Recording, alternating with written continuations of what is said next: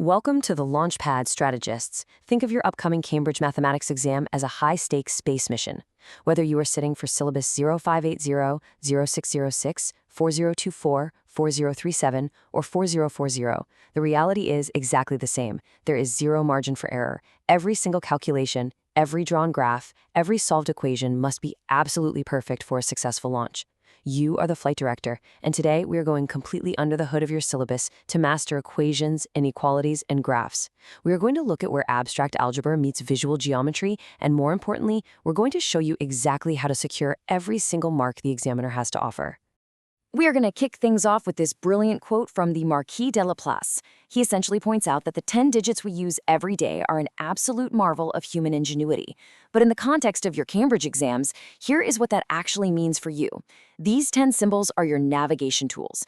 They allow you to literally map out physical realities and abstract concepts. But here's the catch. If you don't respect the profound power of these symbols, they will trip you up. I see two types of students all the time. First, there's Alex. Alex overloads his answers with raw mathematical facts, writing down everything he knows, but with zero actual analysis of the question. Then there's Sam. Sam rushes. Sam completely misses the command word requirements and loses easy marks. We are going to make sure you don't make the mistakes of Alex or Sam. Here is our flight plan for today. 1. Real-world inequalities. 2. The modulus mirror. 3. Algebra versus geometry. 4. The substitution shapeshifter, and 5. Writing cubic curves. Section 1. Real-world inequalities. Mapping boundaries onto the coordinate plane. Okay, let's get into it. Mathematics isn't always about finding one single isolated answer. In fact, for most advanced engineering and scientific applications, it is about defining a safe operating zone, a whole range of acceptable conditions. We use inequalities to define these actual physical boundaries. Take a look at this biological quadrat, a simple 1 meter square used to select a random sample of ground for recording life. If we treat the center point as the origin on a coordinate plane, we can use inequalities to map the exact perimeter. But this is where Sam rushes and messes up. The exam question will say, define the region. Sam will just write down coordinate points or an equal sign, totally missing the command word region, which requires an inequality. Always decode the command word first. Let's dial up the speed. This concept is literally life and death in high-speed motorsports. Back in the 2017 Monaco Grand Prix, Sebastian Vettel's Formula One car had to abide by incredibly strict race restrictions. The total fuel usage could not exceed 105 kilograms over a grueling 260-kilometer race. If you calculate that out, his car's engineering was constrained by a critical real-world inequality. Fuel economy had to be strictly less than or equal to 0.538 liters per kilometer. That single less than or equal to symbol dictated every acceleration and braking decision of the race. Before we continue decoding these limits, subscribe to our YouTube channel Ace the Exams at acetheexams_IGCSE to excel in your Cambridge examinations. Click that subscribe button and hit the bell icon right now. So, how do we translate these intense, real-world limits onto your exam paper? This is where your assessment objectives come into play. When visualizing inequalities, the Cambridge examiners are hunting for specific visual cues. If you're using a number line, an open circle means the boundary is excluded, strictly less than or greater than. A solid circle means it's included.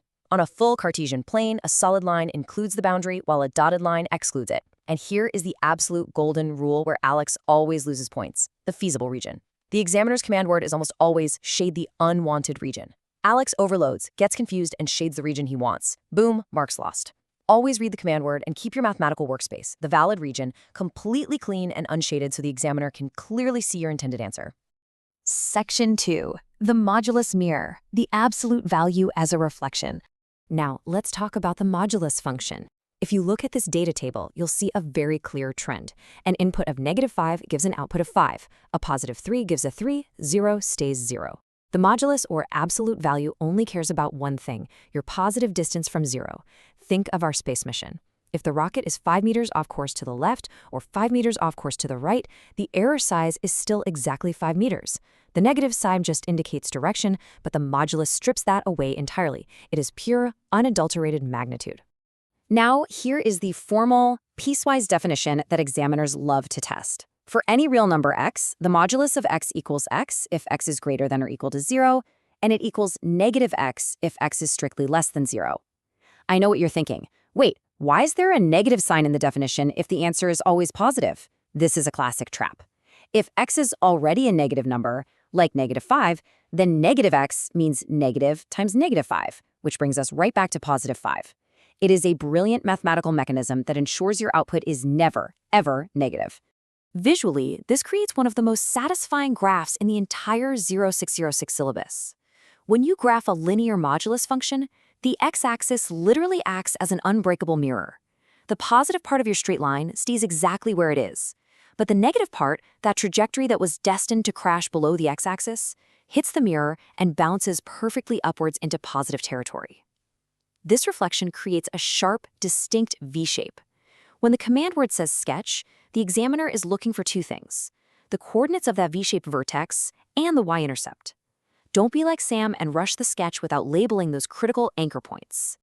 Section 3, Algebra versus Geometry, the ultimate showdown for finding solutions.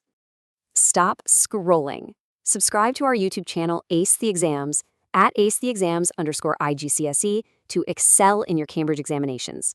We've helped thousands of students improve by 2 to 3 grade boundaries. Join them right now by subscribing to at acetheexams_IGCSE and turn on all notifications so you never miss our weekly exam strategy sessions. All right, let's analyze the ultimate showdown in mathematics. When you need to solve an equation, you have two primary tool sets. The graphical method relies on visual intuition. You draw the lines and find the intersections. It's fantastic for checking your work and seeing the big picture. Versus the algebraic method, where you methodically split the equation into its positive and negative cases or square both sides. Algebra is abstract, yes, but it is surgically accurate. And here is why algebra must be your primary weapon for the final answer. Look at this visual flaw. Say you've sketched two graphs and they intersect at a coordinate we'll call point B. What if point B lands exactly at x equals 1/3? If you are relying purely on a hand-drawn sketch in your exam, it is literally impossible to read that with confidence. Is it 0.3, 0.35? A visual estimation loses you the final accuracy mark. Zero margin for error, remember? Geometry gives you the trajectory, but algebra gives you the exact landing coordinates. You must use algebra to lock in that final A-star grade. Section 4, the substitution shapeshifter, disguising complex equations. Now we're getting into the high-tier stuff, disguised quadratics.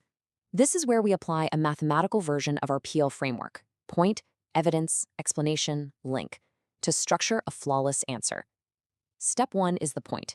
Explicitly state your substitution variable, like let x equal u squared. Step 2 is evidence. Rearrange the terrifying equation into a friendly standard quadratic format that the examiner recognizes. Step 3 is your explanation. Clearly factorize and solve for your temporary variable, u. Step 4 is the link.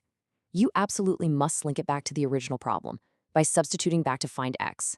If you stop at u, you've completely failed the mission. But here is the most critical part of the entire shape-shifting process. Step 5. I am giving you a massive examiner warning right now.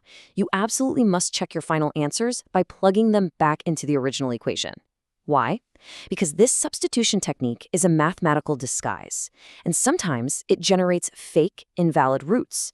Let's say you solve x minus the square root of x equals 6. The math might hand you two answers, x equals 9 and x equals 4. Alex, trying to show off, writes down both answers and proudly moves on.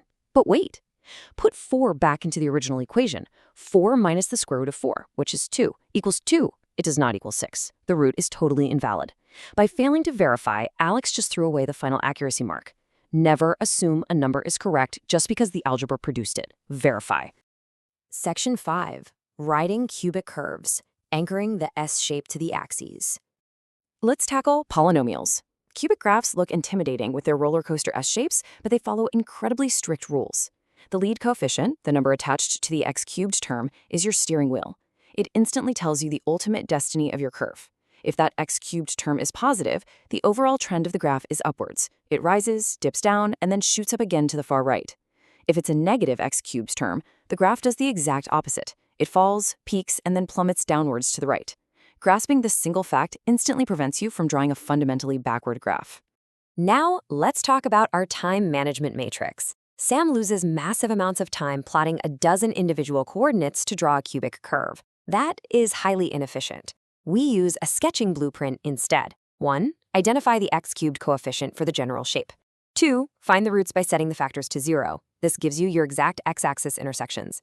3. Find the y-intercept by simply making x 0. 4. Stay alert for repeated roots which create points of inflection where the curve just kisses the axis or flattens out. And 5. If the whole thing is wrapped in a modulus, you simply sketch the base curve, then mirror reflect any negative dips straight up into the positive zone. 5 fast steps, maximum marks, 0 wasted time. As we wrap up this strategy session, I'm throwing a final interactive challenge your way to test your mastery of everything we've just covered. Look at this scenario. If you already know the visual solution for a cubic inequality where the function is less than or equal to -100, how exactly would your graphical feasible region change if that sign was suddenly flipped to strictly greater than? Think carefully about the boundary lines, the open versus solid rules, and exactly which regions you would shade. Got your answer? Great. Students who implement these mathematics strategies see an average improvement of 2 grade boundaries, but only if they practice consistently with our weekly videos. Here's your final reminder. Subscribe to our YouTube channel Ace the Exams at acetheexams_IGCSE to excel in your Cambridge examinations. Subscribe right now to @acetheexams_IGCSE and click that bell. Don't let another exam pass you by. Drop a comment below with your target grade for mathematics and the biggest challenge you're facing. Our team responds to every comment. Like and share this video with a study partner. Ace the Exams. Your Cambridge success starts here.